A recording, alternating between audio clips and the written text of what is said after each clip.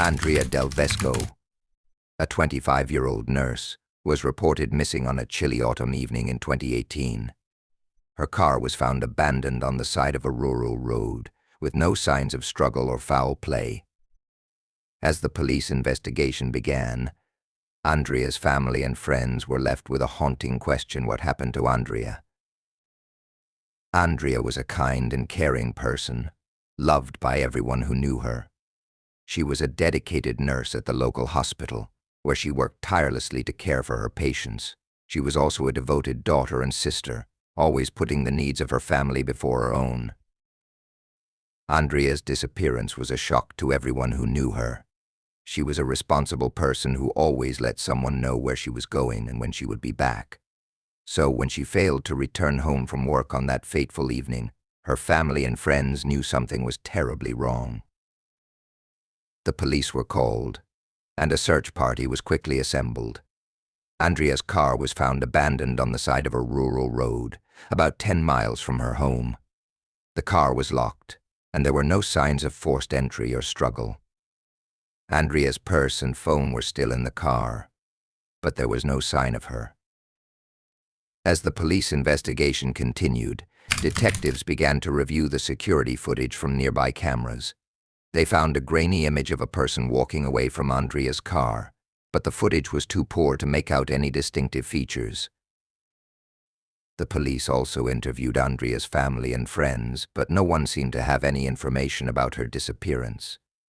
Andrea's parents were frantic with worry, and her friends were shocked and devastated by her disappearance. As the days turned into weeks, the police investigation continued to yield few leads. The case was becoming increasingly frustrating, and the police were no closer to finding out what had happened to Andrea. The community was also becoming increasingly concerned. Andrea's disappearance had sent shockwaves through the small town, and everyone was on edge. The police were urging people to come forward with any information they might have, no matter how small it seemed.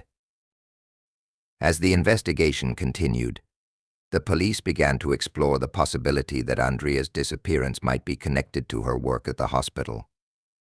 They interviewed her colleagues and supervisors, but no one seemed to have any information about any conflicts or problems that Andrea might have been experiencing.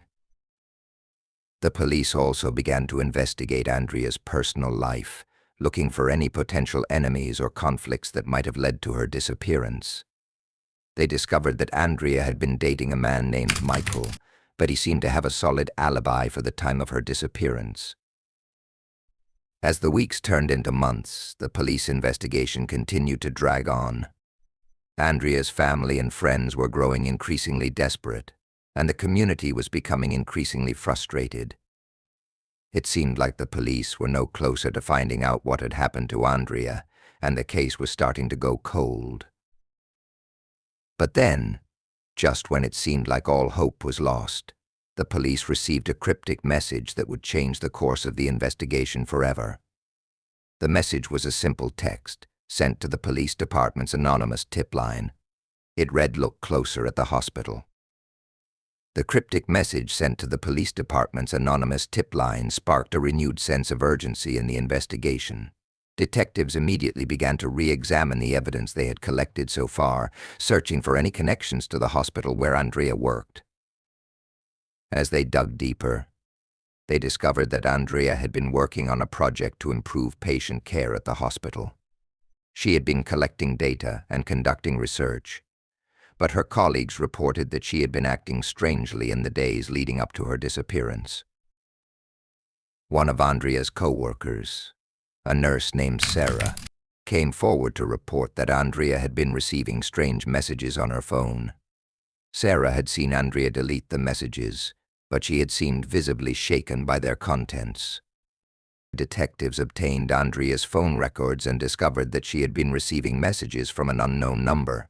The messages were cryptic, but they seemed to be threatening Andrea's safety. As the investigation continued, detectives began to suspect that Andrea's disappearance might be connected to her work at the hospital. They started to interview hospital staff and administrators, searching for any information that might lead them to Andrea. One of the hospital administrators, A man named Dr. Lee seemed particularly nervous during his interview. Detectives noticed that he was fidgeting and avoiding eye contact, and they decided to dig deeper into his background. As it turned out, Dr. Lee had a history of conflicts with hospital staff. Several employees had reported him for bullying and harassment, and he had been the subject of several internal investigations. Detectives brought Dr. Lee in for further questioning, and he eventually cracked under the pressure. He admitted to having a grudge against Andrea, who had reported him for his behavior towards her. However, Dr. Lee denied any involvement in Andrea's disappearance. He claimed that he had been at a conference on the night she went missing, and he provided detectives with an alibi. Despite Dr. Lee's denial, detectives remained suspicious of him. They continued to investigate his alibi, and they discovered that he had actually left the conference early on the night of Andrea's disappearance. As the investigation continued, detectives began to build a case against Dr. Lee. They discovered that he had a history of violence, and they found evidence of a secret life that he had been leading. But just as it seemed like detectives were closing in on Dr. Lee, they received a shocking revelation. A security camera at the hospital had captured footage of Andrea arguing with a mysterious figure in the parking garage on the night she disappeared. The figure was not Dr. Lee, but rather a woman with long, dark hair. Detectives were stunned. Who was this woman, and what was her connection to Andrea's disappearance? As detectives continued to investigate, they discovered that the woman in the footage was none other than Emily, a nurse who worked alongside Andrea at the hospital. Emily had a reputation for being quiet and reserved, but detectives soon discovered that she had a dark secret. Emily had been embezzling funds from the hospital, and Andrea had discovered her scheme. The argument in the parking garage had been a confrontation between the two women, and detectives suspected that Emily might have had a motive to harm Andrea. As the investigation continued, detectives brought Emily in for questioning. She denied any involvement in Andrea's disappearance, but detectives noticed that she seemed nervous and agitated. The case was taking a dramatic turn, and detectives were determined to get to the bottom of it. But as they delved deeper into the mystery, they realized that nothing was as it seemed. The truth about Andrea's disappearance was far more complex and sinister than they had ever imagined. As detectives continued to question Emily, they began to notice inconsistencies in her story. She claimed to have been at home on the night of Andrea's disappearance, but when detectives asked to see her alibi, she became evasive. Detectives also discovered that Emily had a history of dishonesty. She had been fired from her previous job for stealing, and she had a reputation for being manipulative and deceitful. Despite Emily's questionable behavior, detectives still didn't have enough evidence to prove that she was involved in Andrea's disappearance. They needed to dig deeper and find more concrete evidence. As they continued to investigate, detectives discovered that Emily had been in deep financial trouble. She had maxed out her credit cards and was struggling to make ends meet. Andrea's discovery of Emily's embezzlement scheme had threatened to expose her financial troubles to the hospital administration. Detectives also found a suspicious transaction on Emily's bank statement. She had withdrawn a large sum of cash on the day of Andrea's disappearance. When detectives asked Emily about the transaction, she claimed that she had used the money to pay off a debt. But detectives were skeptical. They believed that Emily might have used the money to pay someone to harm Andrea. As the investigation continued, detectives received a tip from an anonymous source. The tip claimed that Emily had been seen arguing with a man in a parking lot on the night of Andrea's disappearance. Detectives quickly tracked down the man, who turned out to be a former convict with a history of violence. The man, whose name was Jack, had a solid alibi for the time of Andrea's disappearance. But detectives noticed that he seemed nervous and agitated during the interview. As detectives continued to question Jack, they discovered that he had a connection to Emily. The two had met in a bar a few weeks before Andrea's disappearance, and they had exchanged phone numbers. Detectives believed that Emily might have hired Jack to harm Andrea. They brought Emily in for further questioning, and this time they were armed with new evidence. As Emily sat in the interrogation room, detectives confronted her with the new evidence. They showed her the suspicious transaction on her bank statement, and they told her about the argument she had with Jack in the parking lot. Emily's demeanor changed instantly. She became defensive and agitated, and she denied any involvement in Andrea's disappearance. But detectives noticed that she seemed to be hiding something. As the interrogation continued, detectives pushed Emily to reveal more information. They sensed that she was on the verge of cracking, and they were determined to get to the truth.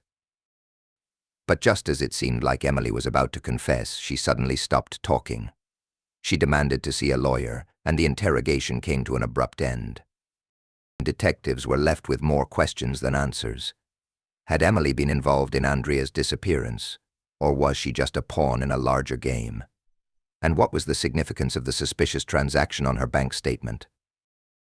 As the investigation continued, detectives were determined to get to the bottom of the mystery. They were convinced that Emily was hiding something, and they were determined to find out what it was. As the investigation continued, detectives decided to take a closer look at Emily's alibi for the night of Andrea's disappearance.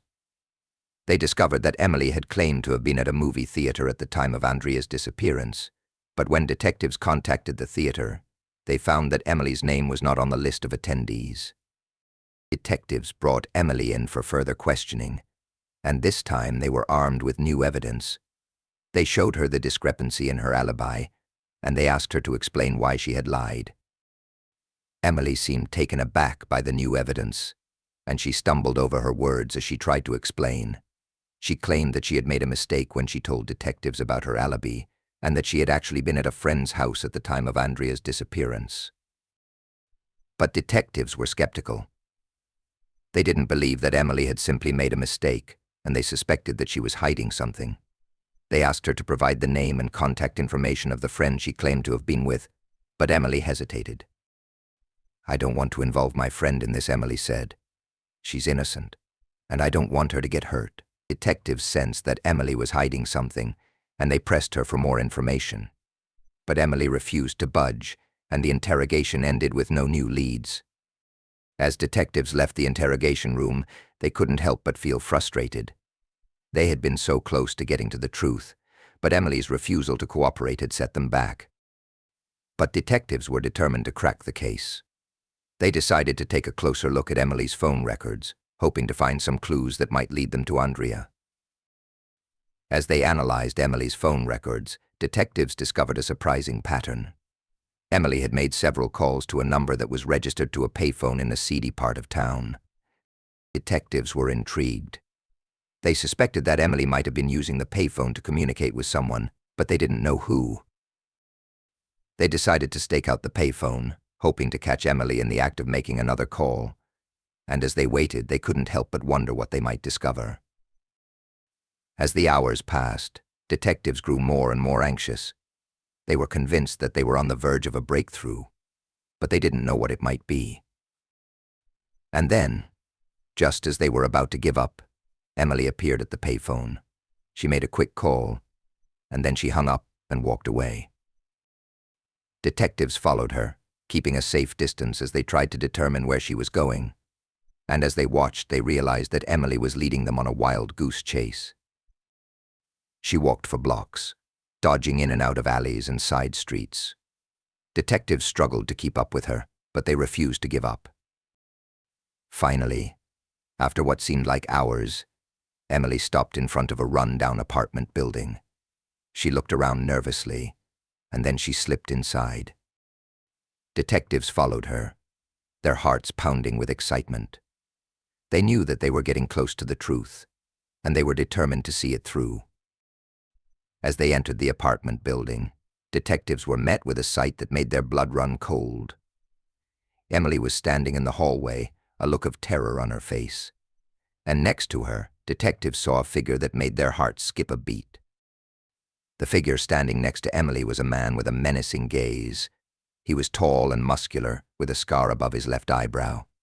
Detectives immediately sensed that this man was trouble, and they approached him with caution. As they got closer, the man turned to face them. His eyes narrowed, and he sneered at the detectives. Emily, on the other hand, looked like she was about to collapse. She was shaking and trembling, and her eyes were wide with fear. Detectives quickly realized that this man was the key to unlocking the mystery of Andrea's disappearance. They asked him to identify himself, and he reluctantly gave them his name, Victor. Victor was a man with a long history of violence and crime. He had been in and out of prison several times, and he had a reputation for being ruthless and merciless. Detectives were shocked to learn that Emily was involved with Victor. They had suspected that she might be hiding something, but they had no idea that she was connected to a man like Victor. As detectives continued to question Victor, they began to piece together the events of the night Andrea disappeared. Victor had been involved in a heated argument with Andrea earlier that evening, and he had threatened to hurt her. Detectives realized that Victor had a clear motive for harming Andrea, but they still didn't know what had happened to her or where she was now. As the interrogation continued, detectives began to apply pressure to Victor. They told him that they had evidence linking him to Andrea's disappearance, and they warned him that he would face serious consequences if he didn't cooperate.